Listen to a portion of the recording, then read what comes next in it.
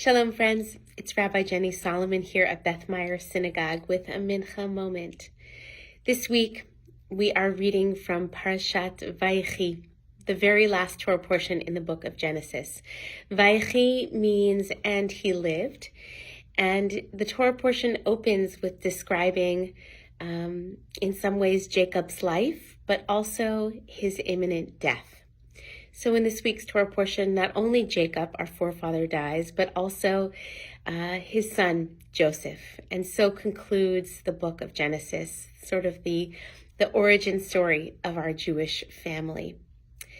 So in this Torah portion, there's a lot of blessing. And in some ways, it's not quite the blessings we might imagine.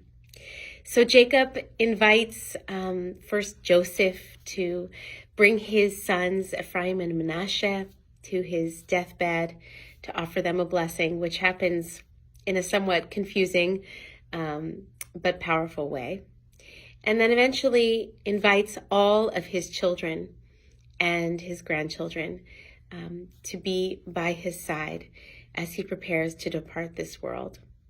But unlike the delicious, loving, praiseworthy, and purely positive blessings that you might imagine a father sharing with his children as he prepares to die, some of those blessings are indeed positive and loving and sort of praising of his children's strengths and attributes. But many of them are not. In fact, reading them, these blessings, you may think that they sound a lot more like curses than they do like blessings. And so I just wanted to take this opportunity to say what we all know to be true, but I feel like we don't say often enough, which is that families are complicated. Families are really complicated. And sometimes estrangement happens.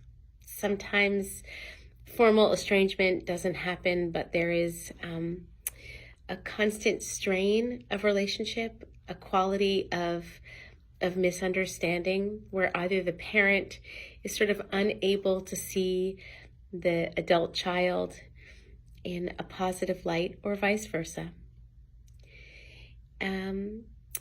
And sometimes that repair from that kind of misunderstanding or mismatch or misalignment can happen here in this lifetime.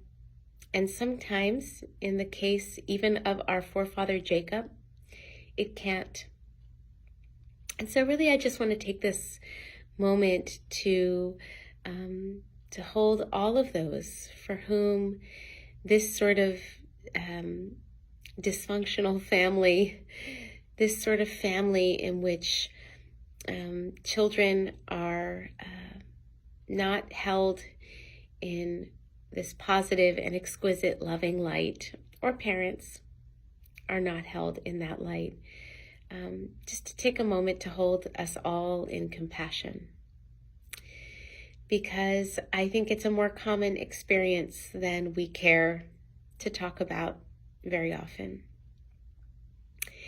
And it's very common for people to come into my office and talk about the lasting hurts, that inability to offer blessing, even at the end of one's life, the impact of that, even after the death of a parent.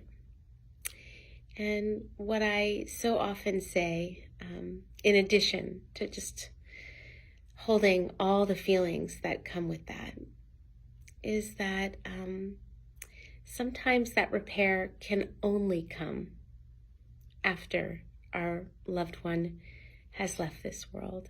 That for whatever reasons beyond our control, or perhaps some in our control, but for whatever reasons, the repair is not possible in this lifetime. And so the question then becomes working on forgiveness, working on blessing ourselves with even the things that our parents couldn't bless us with, be energetically beyond this sort of plane of existence that we call life. And this is the spiritual work. Oftentimes we end up doing this work truly with ourselves and with our own sense of God or the divine, something beyond us, however you describe that.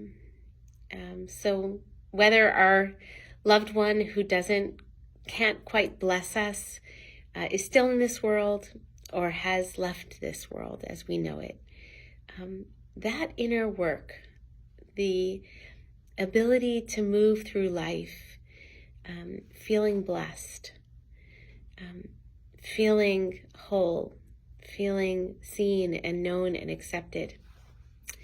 Yes, ideally, we love when that can happen with parents and children. We love that when that can happen with partners, with people who are connected to one another in relationship. And sometimes it can't. And one of the things that I've been so privileged to witness over many years is the possibility for that blessing to come from within or from beyond, however you understand that. That our parents or our children's inability to bless us need not be the end of the story. All right, friends. Again, compassion all around. Families are complex. May we all feel blessed, safe, that we are enough, and that our goodness is seen and known and lifted up by someone, if only ourselves and the Holy One.